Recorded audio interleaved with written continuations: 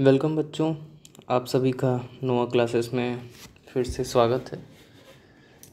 Physical quantities and measurement के lecture 2 में कल तक हमने पढ़ा था multiple of standard unit area. तो हमने क्या पढ़ा था, कोई बताएगा? चलो हम बताते हैं। कल हमने क्या पढ़ा था कि हमारे पास छोटी छोटी जब यूनिट्स होती हैं, सेंटीमीटर, मीटर, मिलीमीटर, तो इन सारी यूनिट्स से हम सिर्फ स्मॉल एरिया को ही मेज़र कर पाते हैं। सिर्फ स्मॉल एरिया मेज़र हो पाता है। तो अब क्वेश्चन आया, सपोज दैट मान लो हम किसी साइट पे विज़िट करते हैं और कोई खेत हो गया या फिर कोई प्लाट हो गई, उसकी मेज़रमेंट करनी है। तो उसकी मेज़रमेंट कैसे होगी, क्वेश्चन तो उठता है। तो उसके लिए हमें बड़े यूनिट की ज़रूरत पड़ती है। तो जैसे ही बड़े यूनिट की ज़रूरत पड़ती है तो उसमें देखिए सबसे पहला पॉइंट क्या आता है, एयर का। ठीक, एयर क्या है? 1 are is the surface area of a square whose each side equals to 10 metre. ठीक, मतलब कि अगर यह एक प्लाट है, ठीक है, तो 10 मीटर इसका ये भी साइड होगा, 10 मीटर इसका ये भी साइड होगा। तभी तो 10 इंटू जब 10 करते हैं तो क्या आता है, 100 मीटर स्क्वायर। ठीक, 100 मीटर स्क्वायर ये आ जाता है 1 एयर की वैल्यू। तो 1 एयर जो होता है आपका 100 मीटर स्क्वायर के इक्वल हो जाता है। अच्छा चलिए अब कन्वर्जन आपको बताते हैं।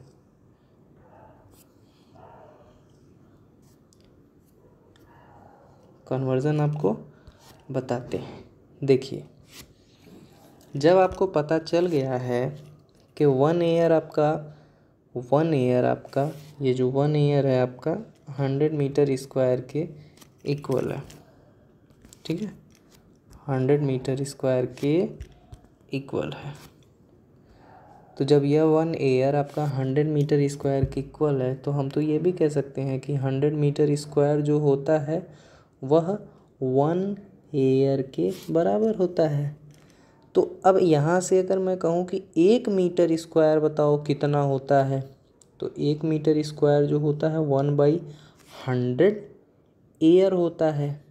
अब कुछ लोगों के दिमाग में आ रहा है इसने 10⁻⁻² एयर क्यों कर दिया। तो मैथ्स में आपने एक चीज़ पढ़ी होगी, थोड़ा सा उस पर हम फोकस करते हैं। अगर 1 कोई भी डिजिट लिखा हुआ, मान लो a के पावर m है, तो जैसे ही ये चेंज होती है ऊपर जाती है तो पावर निगेटिव चली जाती है। या फिर अगर a के पावर m है, ठीक, और अगर ये डेनोमिनेटर के पास जाएगा तो ये भी a के पावर -m हो जाएगा। मतलब अगर माइनस की पावर नीचे जाएगी तो प्लस हो जाएगी, चाहे प्लस की पावर नीचे जाएगी तो माइनस हो जाएगी। मतलब ये दोनों एक दूसरे के रिवर्सिबल हैं। ये चीज़ याद रखिएगा। तो हम आपको फिर से बता दें, इसको इरेज कर लिया जाए अच्छे से, ठीक है, क्योंकि यहाँ मैथ्स का थोड़ा सा पोर्शन आ गया। पावर और एक्सपोनेंट जिन लोगों ने पढ़ा होगा उन्हें ये चीज़ एकदम अच्छे से क्लियर हो जाएगी। तो अगर जिसको पावर और एक्सपोनेंट नहीं आता होगा तो वो देख लेगा, नहीं तो मैथ्स की क्लास में हम उसको अपलोड कर देंगे। ठीक, तो आपका ये 1 मीटर स्क्वायर 1/100 एयर के इक्वल आ चुका है। तो 1/100 का मतलब क्या, 100 का मतलब 10 इंटू 10। ठीक, एयर को दिमाग में रखो, पहले हम इसको सॉल्व कर लें। तो देखो 10 के पावर 1 और 10 के पावर 1 तो नीचे आ गया 1/10 के पावर 2, ये एयर ही है। मैंने क्या बताया था, डेनोमिनेटर ऊपर जाएगा तो क्या हो जाएगा 10⁻²।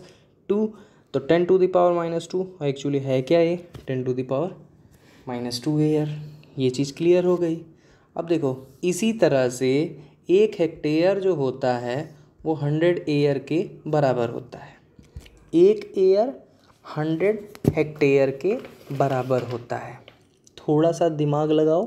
देखो यहाँ पे क्या हो गया, मतलब कि 1 एयर जब 100 हेक्टेयर के बराबर है, 100 एयर के बराबर है, तो 100 × 100। यहाँ कहना क्या चाहता है, ये देखिए 100 × 100 मीटर स्क्वायर। थोड़ा ध्यान से देखिए, आपका 1 एयर 100 मीटर स्क्वायर के इक्वल मिल गया। 1 मीटर स्क्वायर आपका 10⁻² एयर के मिल गया। इसी तरह से 1 एयर इसने 100 एयर के इक्वल दिया है, और एयर को इसने मीटर स्क्वायर में चेंज किया है। तो ध्यान से देखिए भाई, ये आपका 100 एयर है। 1 एयर में 100 एयर मतलब 100 एयर होता है। तो 100 एयर है। 1 एयर में देखो, 1 एयर में अगर 100 मीटर स्क्वायर है तो 100 एयर में 100 × 100। तो जब 100 × 100 हो गया तो क्या बन गया, ये मीटर स्क्वायर। अब इसको गिन लो, 2 जीरो ये है, 2 जीरो ये है, पावर बनाओगे तो 10⁴ आ जाएगा मीटर स्क्वायर। तो 1 हेक्टेयर 10⁴ मीटर स्क्वायर के इक्वल हो गया। ये चीज़ हो गई क्लियर। दूसरी लाइन, अब देखो 1 मीटर स्क्वायर, 1 मीटर स्क्वायर, ये जो 1 मीटर स्क्वायर आपका 10⁻⁻4 हेक्टेयर आ गया। अच्छा थोड़ा हम फिर से दिखाएं, 1 हेक्टेयर, बस हेक्टेयर लिखेंगे। 1 हेक्टेयर जो है 10⁴ मीटर स्क्वायर के बराबर है। तो हम ये कह सकते हैं ना कि 10⁴ मीटर स्क्वायर जो है 1 हेक्टेयर के बराबर है। इसी चीज़ को उल्टा लिखा है। तो यहाँ से भाई जब 1 मीटर स्क्वायर निकालोगे तो ये 10⁴ इधर आ जाएगा नीचे, तो 1/10⁴। और ये क्या है, हेक्टेयर है। 10⁴ जब नीचे है ऊपर जाएगा तो 10⁻⁻4, और ये हो गया हेक्टेयर। ठीक, तो इस तरह से 1 मीटर स्क्वायर 10⁻⁻4 हेक्टेयर कैसे बना, ये भी चीज़ क्लियर हो गई। आगे एक चीज़ और है, देखिए for measuring further bigger areas such as the area of district. मान लो कोई ज़िला हो गया, कोई स्टेट हो गया, कंट्री हो गया, तो even hectare is a very small. अब जब और बड़े एरिया की बात चली तो यहाँ पे हेक्टेयर और एयर ये सब भी छोटे पड़ गए, और ये इनकन्वीनियंट यूनिट हो गई। तब एक बड़े यूनिट की जन्म होगा। अब देखो बड़ा यूनिट कौन आ गया, स्क्वायर किलोमीटर। लो बाहुबली तुम्हारा एंट्री कर दिया, किलोमीटर स्क्वायर, जिसको क्या पढ़ते हैं स्क्वायर किलोमीटर, स्क्वायर किलोमीटर भी पढ़ते हैं। तो अब किसी जिला उला की बात चलेगी तो ये हो जाएगा। ठीक है, चलो तो देखो 1 स्क्वायर किलोमीटर क्या होता है। 1 स्क्वायर किलोमीटर भी वही बात होगी कि ये है एक स्क्वायर एरिया। 1 किलोमीटर ये और 1 किलोमीटर ये, तो दोनों करो मल्टीप्लाई एरिया निकालने के। एरिया का फार्मूला पता है कि साइड इंटू साइड होता है। तो दोनों साइड यहाँ पे 1 × 1, और दोनों km है तो 1 × 1 km, तो 1 km स्क्वायर। तो यहाँ से हो गया आपका 1 km स्क्वायर। तो 1 किलोमीटर स्क्वायर क्या हो गया, the surface area of a square whose each side is equals to 1 kilometre. अब 1 किलोमीटर देखो 1 किलोमीटर है, ठीक है, एक सेकेंड रुक जाइए। 1 किलोमीटर आपका है, ठीक है। अब 1 किलोमीटर ये स्क्वायर है, एरिया है, तो 1 किलोमीटर इंटू 1 किलोमीटर, तभी तो 1 किलोमीटर स्क्वायर आया। ठीक है, 1 किलोमीटर में आपके होते हैं थाउजेंड्स ऑफ मीटर। ये वाला भी किलोमीटर आपका 1000 मीटर देगा। ठीक, तो 1000 इंटू 1000 करोगे तो देखो 3 जीरोज़, तो 6 जीरोज़ मिल गए, तो बोल दो 10⁶ डायरेक्ट बोल दो। ठीक है, 10⁶ डायरेक्ट बोल दो और बोल दो मीटर स्क्वायर। ठीक है, तो 10⁶ मीटर स्क्वायर ये हो गया आपका।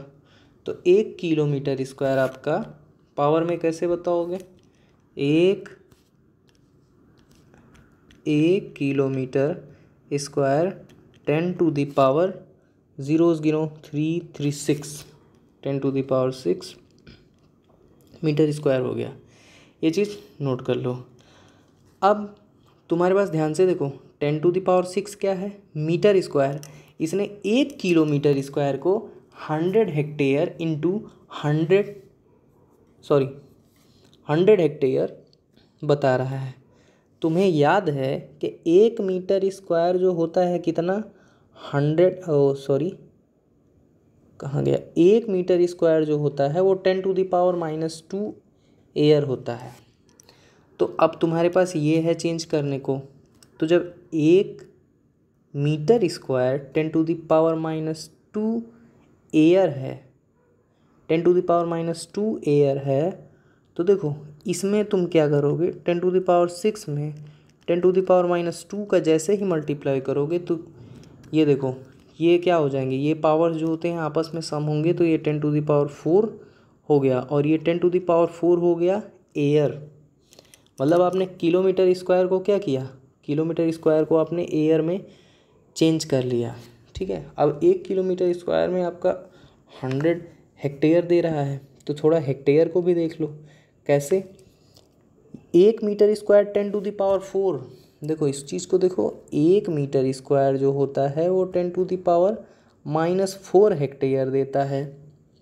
ठीक, 10⁻⁻4 हेक्टेयर देता है और आपका है कितना? 10⁶ मीटर स्क्वायर। तो दोनों का जैसे ही आप क्या करोगे? 10⁶ इंटू 10⁻⁻4 करोगे तो ये आ जाएगा 10⁻², और 10⁻² का मतलब ही होता है 100। ठीक, तो 10⁻² का जब मतलब होता है 100 तो ये हो गया 100 हेक्टेयर। तो 100 हेक्टेयर और 10⁻4 एयर कैसे होगा? ये चीज़ हो गई आपकी क्लियर। अब कुछ फार्मूलाज दिए हुए हैं, कैलकुलेट कैसे करते हैं थोड़ा इनको देख लीजिए, फिर आज की क्लास को स्टॉप करेंगे यहीं पे। देखिए स्क्वायर है, पहले भी पढ़ चुके हो। स्क्वायर के दोनों साइड क्या होते हैं? इक्वल होते हैं। दोनों साइड, अरे भाई चारों साइड इक्वल होते हैं, ये चीज़ दिमाग में याद रखो। स्क्वायर के चारों साइड इक्वल होते हैं। एरिया का सीधा सीधा फार्मूला होता है ए इंटू ए, मतलब साइड इंटू साइड, तो ए स्क्वायर, और जो यूनिट होगा उसका भी स्क्वायर होगा। यूनिट लिखना कोई नहीं भूलेगा, इस चीज़ को याद रखेगा। जब भी चाहे मैथ्स पढ़े, चाहे साइंस पढ़े, चाहे कोई भी सब्जेक्ट पढ़े, अगर वहाँ यूनिट यूज हो रही है, कैलकुलेशन हो रहा है, अगर कोई फिजिकल क्वांटिटी, याद रखो तब तक कोई फिजिकल क्वांटिटी को बिना यूनिट के मत रखो जब तक कि वो यूनिटलेस खुद से ना हो। अगर वो यूनिटलेस हो गई तो हो गई। और ये चीज़ें आपको रिफ्रैक्टिव इंडेक्स फिजिक्स में एक चैप्टर है मिरर, उसमें मिलेगा। जो रिफ्रैक्टिव इंडेक्स होता है वो सिर्फ न्यूमेरिकल वैल्यू देता है, उसमें उसकी यूनिट नहीं होती है। ठीक है, तो स्क्वायर को देख लिया, ए स्क्वायर जो यूनिट होगी वो लिख देना। रेक्टेंगल है तुम्हारा, रेक्टेंगल के अपोजिट साइड्स इक्वल होते हैं। मान लो कि ये तुम्हारी लेंथ है तो ये भी लेंथ होगी, ये ब्रेथ है तो ये भी ब्रेथ होगी। लेंथ इंटू ब्रेथ कर लो, आ गया। ठीक है, लेंथ इंटू ब्रेथ तो एल बी, और जो मान लो मीटर है तो मीटर स्क्वायर, सेंटीमीटर है तो सेंटीमीटर स्क्वायर, किलोमीटर है तो किलोमीटर स्क्वायर, जो यूनिट होगी वो यूनिट हो जाएगी। तीसरा अपना जो ऑब्जेक्ट है वो क्या है? ट्रायंगल।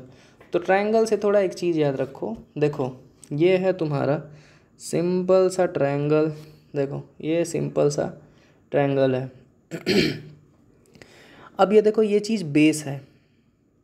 ठीक है, यहाँ से इसको एक नाम दे दो, ए बी सी दे सकते हो, ए बी सी, एक ट्रायंगल ABC है। ये जो इसका नाम दो पहले, AE मान लो। ये जो AE है ये एक एल्टीट्यूड है और AE को हम बोलते हैं हाइट, ठीक है।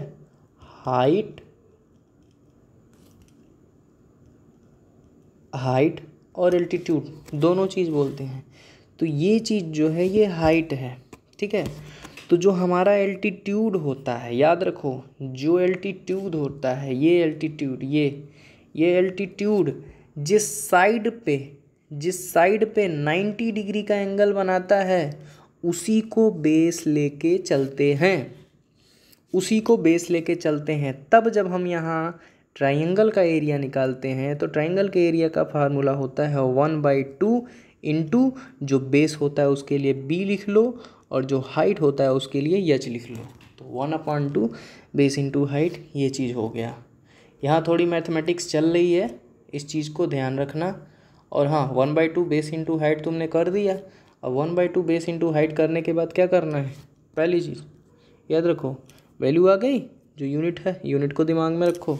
चलो अब थोड़ा सा सर्कल बनाओ। ये है तुम्हारा सर्कल, थोड़ा अच्छा नहीं है, कोई बात नहीं। सेंटर में C से डिनोट कर दो। अब अपने सेंटर से ये जो तुम्हारा है सरकमफेरेंस, क्या पढ़ते हैं इसको, सरकमफेरेंस, ठीक है। ये सरकमफेरेंस है, ठीक है। अच्छा, पेरीमीटर ऑफ द सर्कल मैं कहूँ या सरकमफेरेंस ऑफ द सर्कल, बात एक ही है। पेरीमीटर का सीधी सी बात, आप बोलो जब रेक्टेंगल का पेरीमीटर करते हो तो क्या करते हो, आउटर लेंथ ही लेते हो। तो पेरीमीटर बाकी और के केस में होता है, और ऑब्जेक्ट्स के केस में और फिगर्स के केस में, लेकिन सर्कल के केस में जब पेरीमीटर की बात होती है तो वो सरकमफेरेंस बोल दिया जाता है। एक्चुअली जो सरकमफेरेंस होता है वो 2πr होता है, सब याद रखेंगे। एरिया जो होता है πr² होता है, ठीक। ये चीज़ थोड़ा यहाँ पे बेसिक्स जान लो, कुछ चीज़ें भूल जाती हैं सबको। तो देखो ये है रेडियस, ये आपका रेडियस है, और यही रेडियस जब स्ट्रेट एकदम दूसरी तरफ जाके टच कर देती है इसके सरकमफेरेंस को तो ये भी रेडियस ही है। तो r + r मतलब होता है 2r, ठीक। और इस 2r को नाम दे दिया गया डायमीटर, ठीक है, डायमीटर, DIAMETR, डायमीटर, ठीक है। तो ये हो गया डायमीटर, तो ये आपका हो गया डायमीटर, ये आपका हो गया रेडियस। इसके एरिया की जब बात चलती है तो इसका एरिया जो होता है वो होता है πr²। पाई एक जो होता है कांस्टेंट होता है, और पाई की वैल्यू जो होती है वो होती है 22/7, ठीक है, 22/7। इतना याद रखिए, इसमें इतना ही आएगा, ठीक है। और इस पाई को बनाते ऐसे याद रखिए, कुछ लोग बहुत गलत करते हैं पाई बनाने में। एक सेकंड पाई बना के दिखाता हूँ बनता कैसे। कुछ लोग कहते हैं कि कैसे बनाएं, पाई नहीं बना पा रहे हैं, बहुत आसान है, ऐसे करो बन गया पाई, हो गया। कुछ लोग ऐसे भी बना देते हैं, चलो ये भी ठीक है, ठीक है। तो पाई बनाओ, पाई की तरह लगना चाहिए, चावल वाला पाई नहीं है, याद रखना। हाँ आ जाओ। सर्कल के बाद अब सिलेंडर की बात। सिलेंडर में बहुत इंटरेस्टिंग चीज़ बताने वाला हूँ, ध्यान से देख लो। ये है सिलेंडर, ठीक है। सिलेंडर नीचे से भी गोल होता है, ऊपर से भी गोल होता है, ठीक है। अब ध्यान से देखो, सिलेंडर की कुछ हाइट होगी। नीचे वाले सर्कल का मान लो ये पॉइंट ये है, ऊपर वाले सर्कल का पॉइंट ये है, सेंटर जिसको कहते हैं। इन दोनों को मिलाओ तो तुमको ये जो इमेजिनरी लाइन है, क्योंकि वहाँ पे तो कुछ दिख नहीं रहा है, इमेजिनरी लाइन इसकी हाइट हो गई, सिलेंडर की हो गई हाइट।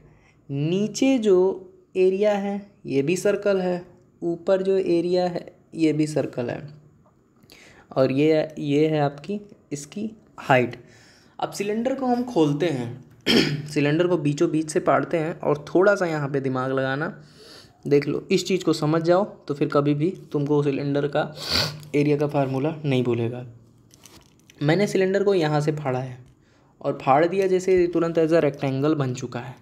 ये तुम्हारा सर्कल है, ठीक है, ये तुम्हारा सर्कल है। इस सर्कल का एरिया तुमको क्या पता है कि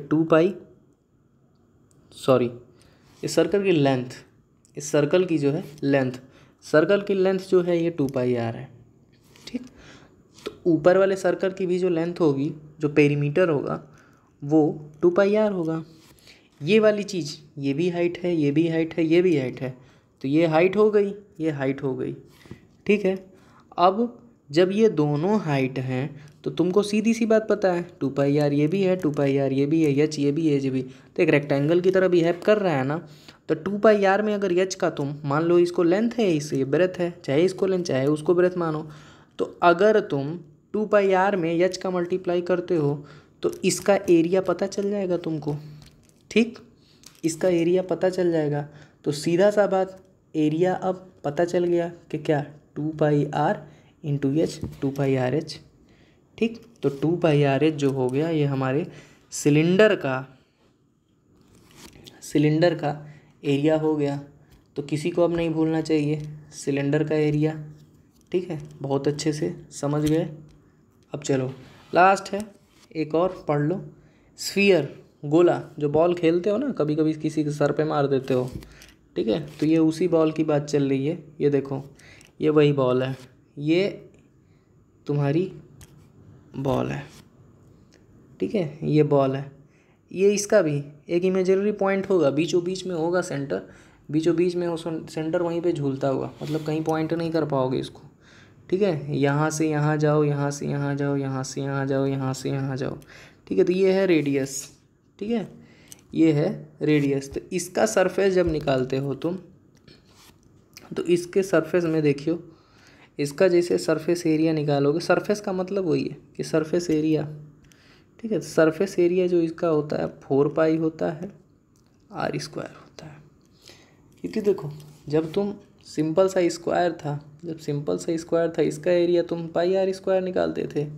अब ये टोटल 4 बारी गिन लो, ठीक है, 4 बारी गिन लो, 4πr² हो गया तुम्हारा स्फीयर, जिसको गोला भी बोलते हैं, ठीक है। वो आर्क का गोला नहीं, गार्जियंस ऑफ गैलेक्सी वाले मत चले जाना। आर्क का गोला कौन लेके आएगा? स्टार लॉर्ड, हाँ। जितने एवेंजर्स हैं यहाँ दिखाई देंगे। नोवा क्लासेस से बहुत लोग यही सोचते होंगे एवेंजर्स से इंस्पायर है, हाँ, कुछ। तो यहाँ पे हमने कुछ फार्मूले थे जिनको कैलकुलेट कर लिया, रेगुलर सरफेस थे। अगली क्लास में आगे पढ़ते हैं, तब तक के लिए जय हिंद, जय भारत।